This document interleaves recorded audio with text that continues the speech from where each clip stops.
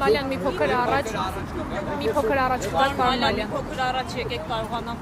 Պարոն Մալյան, տեսեք, նախ օրեր առաջ արձագանք եղավ, ասեցին անլրջացնում է գործընթացը եւ հետո ինչ սպասելիքներ ունեք սեփական օրակարգով խորհրդարան եկած ընդդիմությունից եւ ինչ եք ուզում մարդկանց օրակարգը փոխեք, իրենք սեփական օրակարգ ունեն։ Անլրջացնում ենք ինչը լուրջ ինչ-որ գործընթաց է։ Չէ, դուք նորմալ եք, դուք առաջ։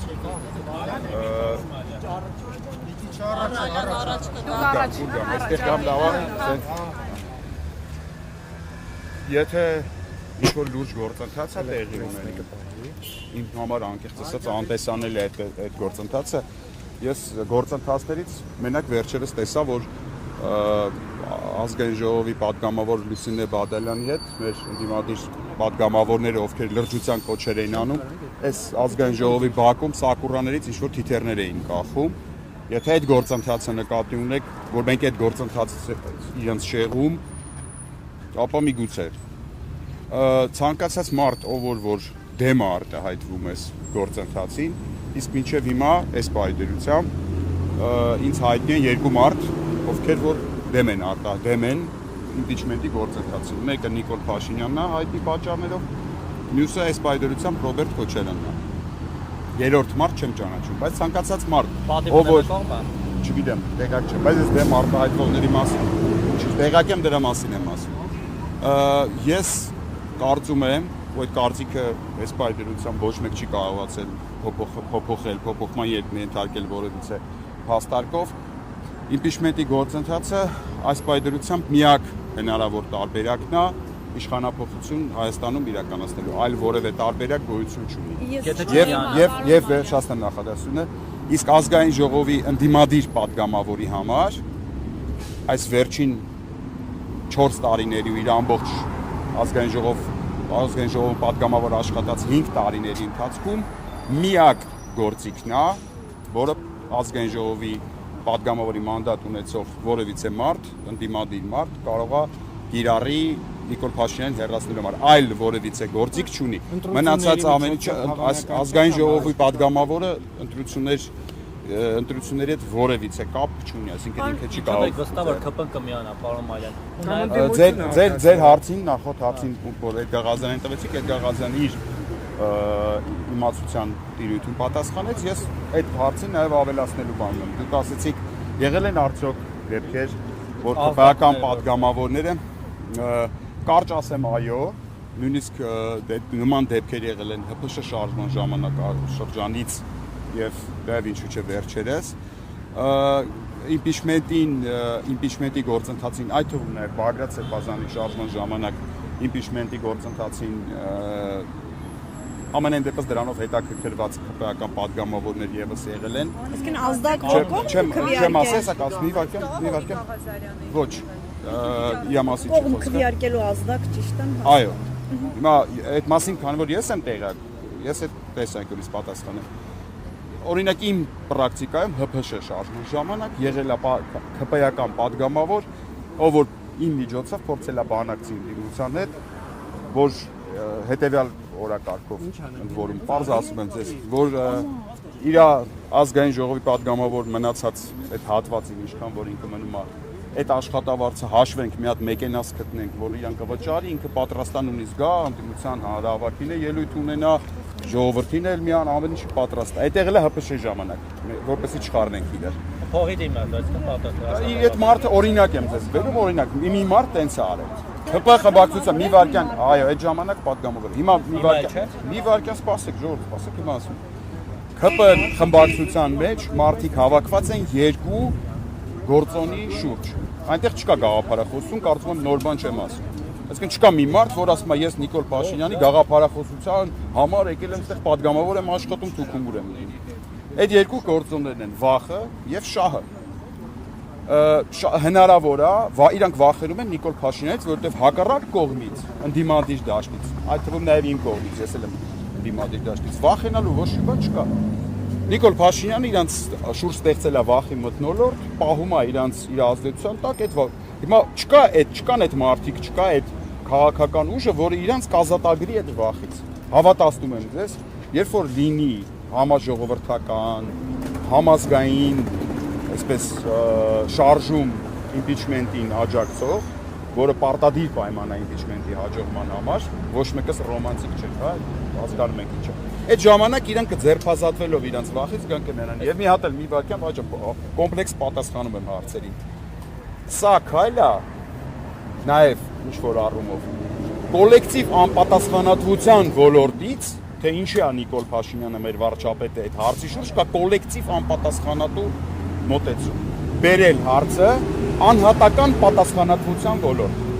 Այսինքն անհատապես բոլոր падգամավորները պետք է մեզ բացատրեն։ Արդյոք իրանք հանցակից են դառնում Նիկոլ Փաշինյանին, թե հանցակից չեն դառնում։ Այս բաց հարցի։ Մենք այդ ամենը չգիմանանք, այդ թվում նաև ԿՊԱԿ-ն падգամավոր կա, կարող է հույս ունի, որ իր անունը իդեպ ոչ մեկ չգիտի, բազմաթիվ падգամավորներ կան երեք ստորագրելու ընթացքում պարոն Ղազարյանի հետ միասին պարզեցիք, որ անունները չգիտենք այդ մարդկանց։ Հիմա կարող այդ մարդը հույս ունի, որ տենց իր անունը ոչ մեկ չի իմանա, ինքն էլ հով տենց իր այդ հեկտարին կներ։ Հայաստան դաշինքի դեմ է, որովհետև իշխան Սաղաթելյանը ինձ հետ հարցազրույցում ասաց, որ ներողություն ավարտել, ասաց, որ մենք պետք է հասկանանք, մենք ուզում ենք այս հարցը լրջորեն քննարկել, իդեպ չբացառելով ասաց, որ ես դեմ չեմ եղել, առաջինը ես եմ կողմ եղել բանին,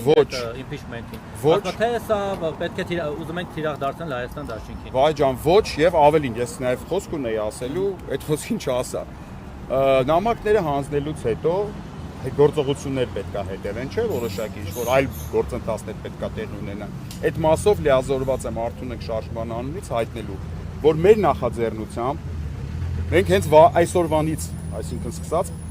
նախաձեռնություն ենք ցուցաբերելու, որպեսզի հանդիպենք առաջին հերթին Հայաստանի Հանրապետության 3 նախագահների հետ,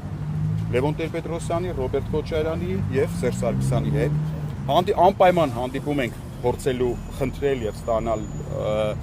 Հայեղափոխական դաշնակցության հետ, որպես քաղաքական կուսակցություն, զուտ սրանք,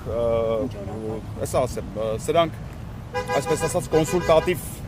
բնույթ ունեցող հանդիպումներ են լինելու, որտեղ մենք փորձելու ենք գործընթացը նախաձեռնելուց, սկսելուց արդեն գետնի վրա այդ բոլոր պրոցեսները սկսելուց առաջ, բոլոր քաղաքական դերակատարների հետ հստակեցնել մեր մոտեցումները, միգուցե նաև ստանալ ինչ-որ արժեքավոր խորհուրդներ կամ արժեքավոր աջակցություն կամ միգուցե իրանք ասեն չեք միանում։ Տեսեք, բայց այնուամենայնիվ հանրային ճնշում չի պետք չի այս գործընթացը նաև դրամաբանական ավարտին հասնելու, այսինքն որպեսզի նաև ԿՊԱԿ-ները, հա, այդ թվում եւ ընդդիմադիրների մասով դուք ունեք հստակ բան, որ բոլոր ընդդիմադիր դիրքերից հանդես եկող падգամավորները նախ կմիանան ձեր նախաձեռնությանը, որը ի վերջո բավարար կլինի, որպեսզի մտնի օրակարգ, հետո նոր արդեն ճնշում լինի փողոցային պայքարով, հա, այդ ձեր ասած Արթունենք շարժումը փողոցային պայքար սկսելու է այս գործընթացին զուգահեռ։ Պատասխանելով ձեր հարցին, օրակարգը հետևյալն է, քայլերի հերթականությունը հետևյալն է։ Այսօր հանձնում ենք առաջարկ, որպեսզի падգամավորները, այսպես ասած, իրար գան, շարժվեն տեղից, վերջապես ինչ-որ իրանց սահմանադրական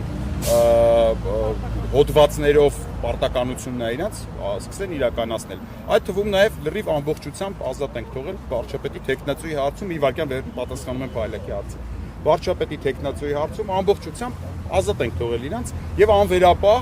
ես դες ամբողջ պատասխանատվությամբ ասում եմ, կաջակցենք ցանկացած իրանց կողմից առաջադրված վարչապետի թեկնածուին առանց որևիցե վերապահման։ Մի վարքյան բան չեմ ասում։ Եթե իրանք չեն ուզենա տեղից շարժվել, մենք այդ կանխավարկածով իհարկե չենք առաջնորդում, բայց եթե չեն ուզենա, այդ ժամանակ ինձ թվում է հանրությունը պետքա իրավիճակը վերցնի իր ձեռքին։ Արդեն այդ ձեր տված հարցին ով է վարչապետի թեկնածու, մենք կգեներացնենք վարչապետի թեկնածու, կգանք եւ իրանցից միայն կուզենք իրանց ստորագրությունը։ Բա այդ կոնսուլտացիաները հենց այդ նպատակով ենք նախաձեռնում։ Է դեռ մնում ընդդիմության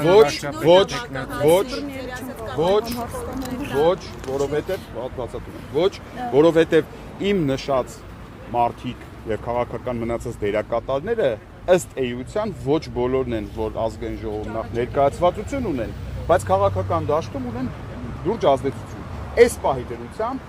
մինչև այս պահը նամակները հանձնելը, խնդիրը այս պատերի ներսը։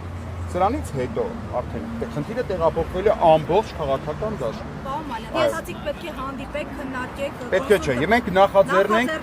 Հնարավոր է ինչ որ ուժեր ձեզ տալ համոզեն եւ հետ կանգնեք այս գործընթացից մեկ եւ երկրորդ հարցից, որովհետեւ շատ են հնարավոր է հերթ չհասնի։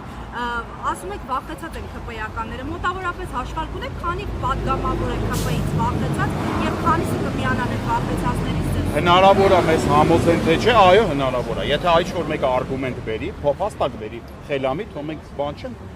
խելար չենք, ասում ենք ոդներս դրել ենք մի կոշիկի մեջ, ասում ենք չէ, սենց պետք է լինի։ Մինչև այս պահը ոչ մեկ, որևիցե մեկը, որևիցե արգումենտ, որևիցե փաստակ, բովանդակային առարկություն չի կարողացել ներկայացնել։ Եթե այս պահից սկսած ինչ որ մեկը այդ փաստակը կներկայացնի, մենք եթե կբացատրի, որ սխալ է, մենք իհարկե ինչի պետք է բանանանք։ Ես կարող եմ կանների բականի հարցություններ են լինելու եւ հարցանակ Դու չեք ասում։ Չէ, 26 թվականին ընտրություն։ Այսինքն ես չգիտեի ինձ ինչ որ մեկը ասի։ որպես փաստարկ եմ։ Եթե դες փաստարկ լինի։ Այսինքն ինչ որ մեկը ինձ որպես փաստարկ պետք է ներկայացնի օրացույցի հաջորդ տարվա ամսաթիվը։ Որը ես իրանց լավ եմ։ Փոխեն, ինձ թվում է չի փանդարում։ Նախաձեռնությունը ավելի շուտ լինի, խոսքը դրա մասին։ Թող ես ավելի շուտ բանտում էի։ Դուք նոր եք Ասեք։ Երկրորդը ԿՊ-ականները վախեցած են, ես նման բան չեմ ասել, ԿՊ-ականները բացարձակ վախեցած չեն այս պահին, որովհետև վախենալու ոչ մի բան չունեն։ Հա, Փաշինյանից վախեցած են, այո, վախի ինձ թվում է ես ասեցի երկու գործոն կա, որով Փաշինյանը ԿՊ-ական падգամավորին պահում է ազգային ժողովի շենքում։ Դա շահն է ու վախը, տարբեր կոմբինացիաներով, մեկի մոտ մեկին համ շահով, համ վախով ապահովում, մեկին վախով, մեկին մենակ շահով, բայց ընդհանուր առմամբ գաղափարական չի իրենց միավորում։ Ես կուզենամ տեսնեմ այն ԿՊ-ական падգամավորին, Զարուհի ջան, ով որ Զարրոձին ու Զաստալինու դեմքով, Զա Նիկոլա Փաշինյանու դեմքով, ասի ես պատրաստ եմ մեռնել գաղափար հանուն այդ գաղափարի։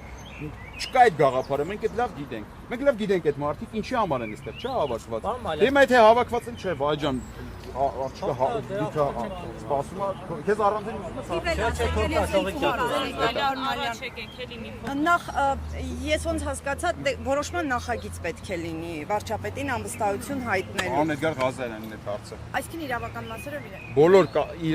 Բոլոր հարցերով նախաձեռնության լոկոմոտիվը նախ առաջին Էդգար Ղազարյանի խոսքն եմ ես լսել իմպիչմենտի մասին, գուգլել եմ, փաստարկները նայել եմ, հասկացել եմ, որ շատ տրամաբանված, փաստարկված բան է ասում մարդը, ես էլ ոգևորվել եմ այդ գաղափարով, եկել եմ հիմա այստեղ կանգնած եմ, ամբողջական առումով իմպիչմենտի բոլոր մանրամասների առումով խնդրեմ պարոն Ղազարյանին։ Վարչապետի տեխնացուի մասով ես ոնց հասկացա, դուք ընդդիմադիր դաշտին որևէ այսպես առաջարկ եւ այլն չկա։ Դուք այս պահին առայժմ չկա։ Դուք ուղղակի ուզում եք, որ խորհրդարանի ընդդիմադիր ուժերը նախաձեռնեն վարչապետին։ Առաջի գիշերվա իրավունքը վարչապետի տեխնացուի պատկանում է падգամավորներին մեծ առումով ընդդիմադիր падգամավորներից մեր ակնկալիքները շատ ավելի կոնկրետ են, չէ՞, որտեղ իրանք 21 թվին եկան մեզ ասեցին մեզ ձայն տվեք, մենք գալիս ենք Նիկոլ Փաշինյանին հանենք։ Հիմա ձայն ենք տվել, ես անձամբ քվեարկել եմ, քարոզել եմ, ձայն եմ տվել ընդդիմադիր դաշինքներից մեկին։ Հիմա եկել եմ ասում եմ, ընկեր 4 տարի անց է, դու մենակ մի բան կարող էիր անել, մի բան, ուրիշ բան չէր կարող падգամավորել։ Իմպիչմենտի գործընթաց նախաձեռնել, մինչև հիմա չես արել։ Լավ, թողում եք մի կողմ մինչև հիմա չես արել, բայց հիմա ինչի չես անում։ Ում եք ասել են դաշինքի որ ձայն եք տվել։ Դա առաջին հերթին իհարկե դաշինք։ Մի բան էլ պարոն Մալյան, այս տանիքում ձայները տարբեր ձև են բաշխացել։ Ես քվեարկել եմ պատիվ ունեմ դաշինքին, հայրս քվեարկել է Հայաստան դաշինքին, բայց ես թե երկուսի քարոզչական միջոցառումներին ակտիվ մասնակցել եմ Facebook-ում մինչև հիմա նկարները կա դրա։ Այս 4 տարվա ընթացքում այդ ձեր ասած երկու դաշինքները միասին անգամ մի հատ անջում միասին, որտեղ միասին չեն եղել իրար երկու։ Չէ, երկուսի հետ ինչ որ հարցեր շուտ միասին միասնաբար